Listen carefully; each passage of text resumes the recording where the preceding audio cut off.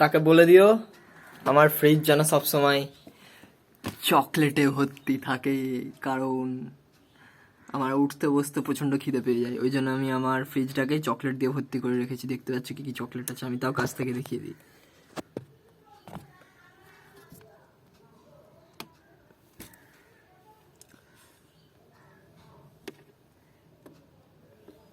আশা করছি দেখতে পাচ্ছ, এখানে অনেক চকলেট আছে। এখানটাতে আমার কেক আছে। আমি প্রচণ্ড চকলেট খেতে ভালোবাসি, প্লাস মাও খেতে ভালোবাসে।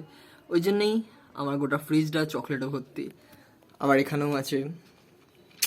Yes, that's it.